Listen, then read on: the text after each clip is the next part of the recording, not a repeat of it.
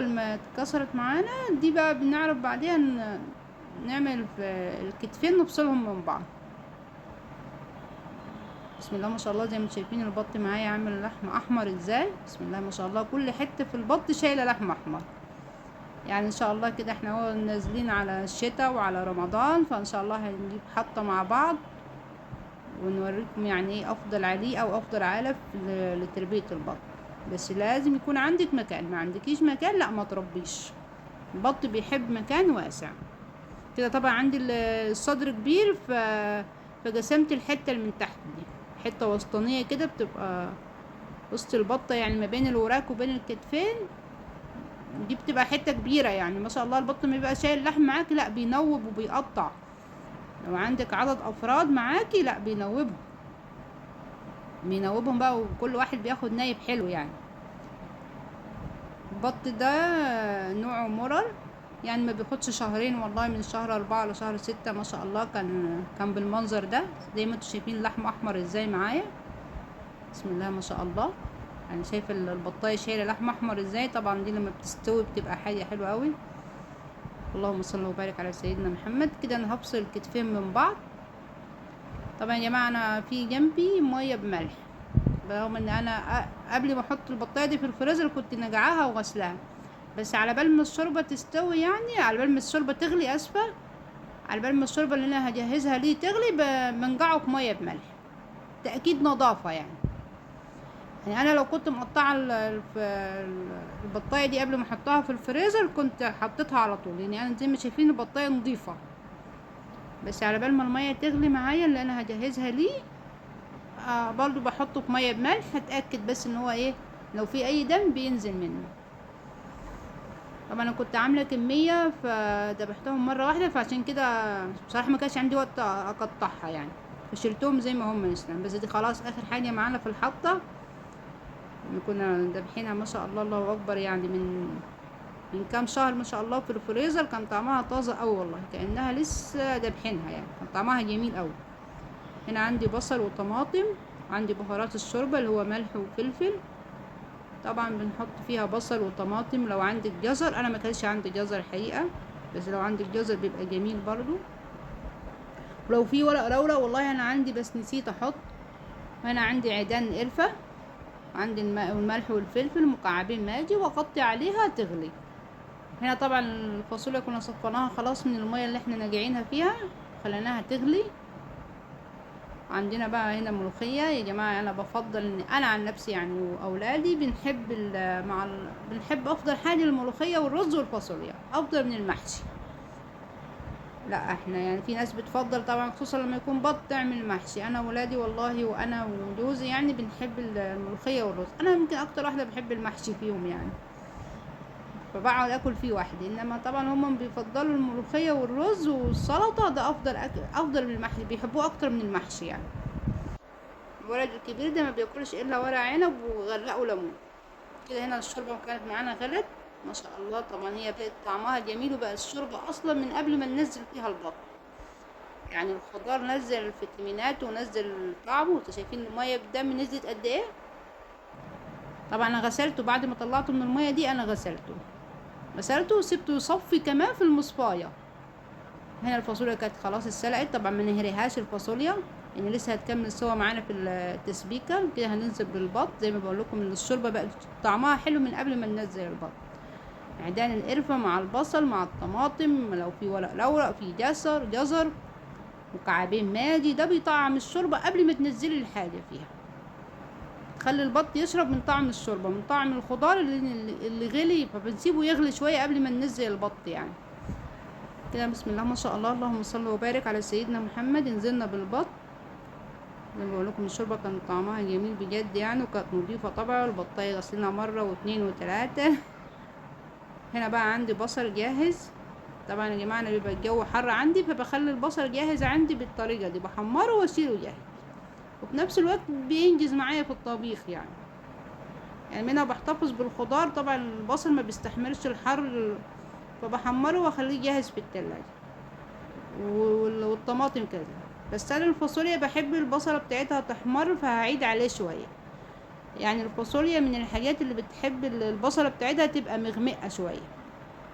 يعني شايفة انا عدت عليها تاني ما خدش يعني دقايق كده، زودت التحميرة بتاعتها بس، وهنزل عليها بالطماطم اللي انا مسبكاها. طبعا زي ما بقول لكم يا جماعة الحاجات دي بتريح، وفي نفس الوقت احنا بنحتفظ بالخضار بتاعنا. عندك طماطم سبكيها وخليها جاهزة، عندك بصل عشان ما يبص في الحر حمريه وخليه في العلبة في التلاجة. كده نزلنا بالبصل بعد ما زودنا التحميرة بتاعته، ان الفاصوليا بتحب البصلة تبقى محمرة، لان بترجع تبيض شوية تاني معاكي بعد ما تحطي لها الشوربة. كده نزلنا بالبصل وبالطماطم والفاصوليا. طبعا كمان والله ساعات حتى الفاصوليا بتبقى مسلوقة معايا وجاهزة. ما شاء الله البط ابتدى يغلي اهو، ما شاء الله زي ما انتوا عارفين، زي ما انتوا شايفين قدامكم الشوربة من اول غلوة بالسمنة كده، يعني شايفين وش الشوربة بقى عامل سمنة بلدي. طبعا لان البط تربية بيتي وحاجة نظيفة، وزي ما انتوا شايفين الشوربة بسم الله ما شاء الله شفافة ازاي، ما شاء الله. لان احنا طبعا عايدين عليه كذا مرة في الغسيل، في غسيل البطة، في نظافة البطة، فده طبعا بيخلي الشوربة جميلة بصراحة، ما فيهاش اي زفارة ومش مسودة. شايفين السمنة ده يا دوب البط كان يا دوب ابتدى يغلي، يعني عمل شوربة عمل سمنة كده من اول غلوتين تلاتة. بسم الله ما شاء الله. طبعا انا هنا بحط الشوربة على الفاصوليا عشان تتسبك مع التقلية بتاعتها. حطيت طبعا نص معلقة سكر، عشان لازم الصلصة بيتحط معاها نص معلقة سكر بس. والبهارات العادي بقى اللي هي الملح والفلفل، البهارات العادية، يعني عندك بهارات كده بتزودي عليها. معلقة توم. بسم الله ما شاء الله. طبعا زي ما انتوا شايفين يا جماعة الشوربة نضيفة ازاي وجميلة ازاي، وكان طعمها حلو. كده انا بحضر للملوخية. بسم الله ما شاء الله.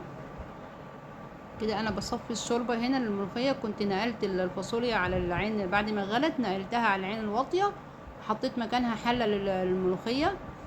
طبعا انا بحب اصفي الشوربة طبعا.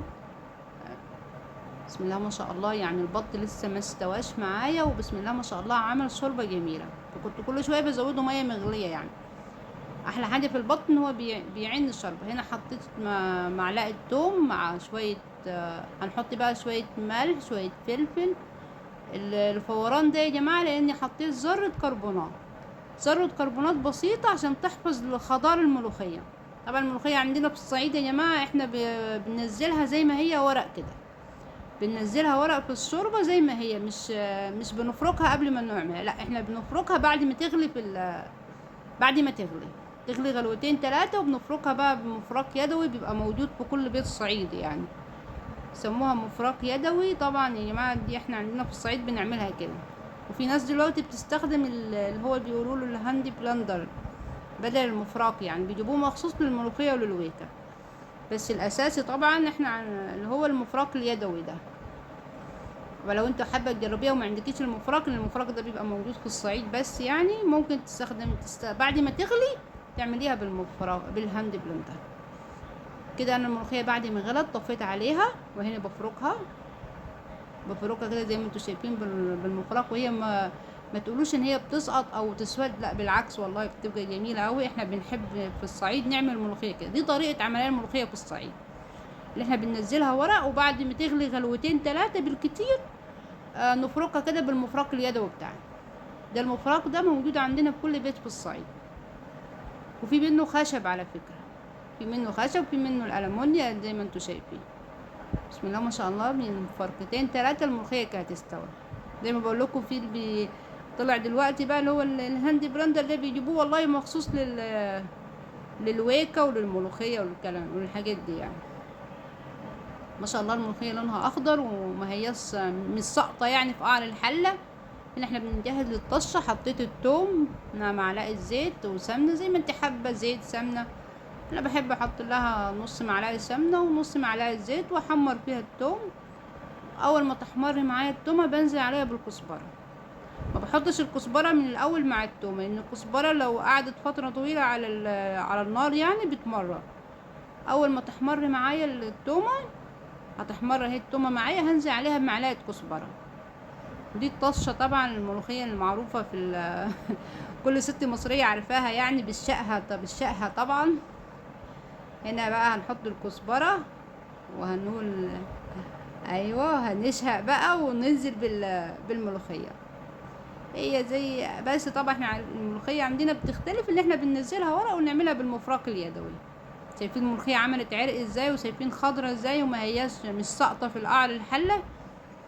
كان طعمها حلو قوي بقى، شوربه بط بقى ومتوصين بيها يعني، فكان طعمها حلو والله، كان طعمها حلو بجد يعني.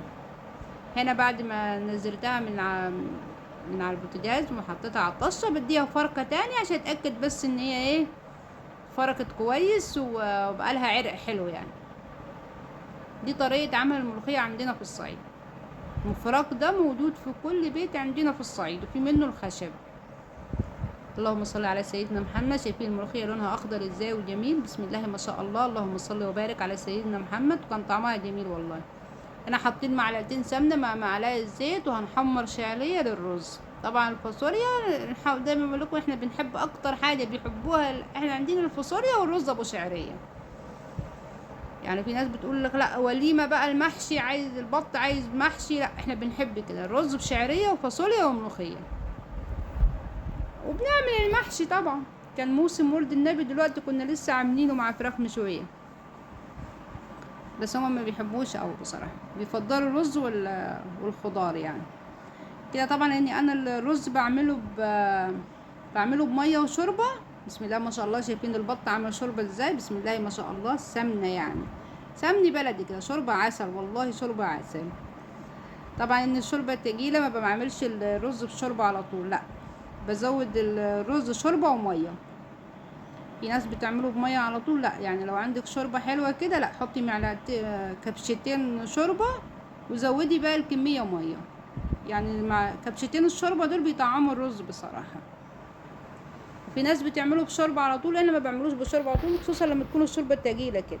لما تكون الشوربه تقيله بالمنظر ده لا بزوده. يمكن لو شوربه خفيفه بتاعت فراخ ممكن اعمله بيها على طول.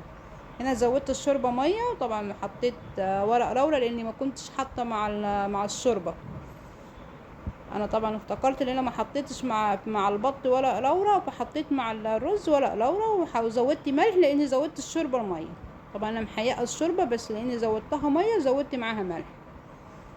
اللهم صل وبارك على سيدنا محمد وعلى اله وصحبه وسلم. طبعا ان شاء الله يا رب القناه تعجبكم، ويا رب تشرفوني بالاشتراك فيها. ان شاء الله ناويين ننزل كل وصفات الصعيد. هنا بقى عايزين نختبر البط، فبنطلع اكتر حاجه بتبقى قاسيه هو حته الكتف دي، هي بتبقى، فلو انت الحته دي استوت معاك اللي هي الكتف من فوق ده، لو استوت تعرف ان البطه كلها استوت خلاص. يعني لو الكتف ده معاك استوى تعرف ان كده البطه دي استوت. بسم الله ما شاء الله. بصي يعني حاجه كده، شايفه اللحم كده، طالما الكتف ده استوى معايا كده مزبده كده، شايفه بسم الله ما شاء الله كده، انا اتاكد ان البطه كلها استوت. طبعا ان الوراك ما بتاخدش سوا فبتستوي على طول، لكن الكتف هو اللي بيبقى قاسي. هنا بنوطي على الرز بقى، خلاص ابتدى يشرب الشوربه بتاعته فوطينا عليه اول ما وصلنا للمرحله. وهنا الشوربه بسم الله ما شاء الله، انا كنت كملت خلاص خلصت طبيخ يعني ما شاء الله، والشوربه بسم الله ما شاء الله كده. هنا بصفي، طبعا اتاكدت ان الكتف ده استوى، اللي هو بقول لكم بتبقى اكتر حته جاسيه في البطه هي الكتف. طالما استوى كده معناها ان البطايه كلها استوت. طبعا مش بخلي البط في الشوربه يا جماعه، لان لو خلينا البط اكتر من اللازم في الشوربه ممكن لو استوى زياده عن اللازم ممكن اللحم بيفصل من العظم، فنبص نلاقي اللحم نزل معانا في قعر الحله والعظم، فما بتعرفيش بقى لا تحمريه ولا تقدميه ولا تاكليه، فما نزودش سوا. هنا طبعا طالما الشوربه معانا حلوه وجميله، هنا بقى حمرنا شويه لسان عصفور. يعني ما ينفعش يبقى عندنا شوربه زي كده وما نعملش شويه لسان عصفور. شويه لسان عصفور يا جماعه انا طفيتهم بكبشه رز واحده، بكبشه شوربه واحده اسفه. زودت ملح وفلفل وغطيت عليه وطفيت، مجرد ما يشرب الشوربه دي برجع ازوده شوربه تاني. اللهم صل وبارك على سيدنا محمد. هنا خلصنا بقى وحمرنا وعملنا شويه سلطه خضراء، والشوربه زي ما بقول لكم انا زودت لسان عصفور شوربه وغلوه واحده وطفيت عليه. الملوخيه خضراء بقى والفاصوليا كان، فان شاء الله يا رب ينول اعجابكم يا رب. اللهم صل على سيدنا محمد وعلى اله وصحبه وسلم. بسم الله ما شاء الله، الله اكبر، ولا حول ولا قوه الا بالله. السلام عليكم ورحمة الله وبركاته.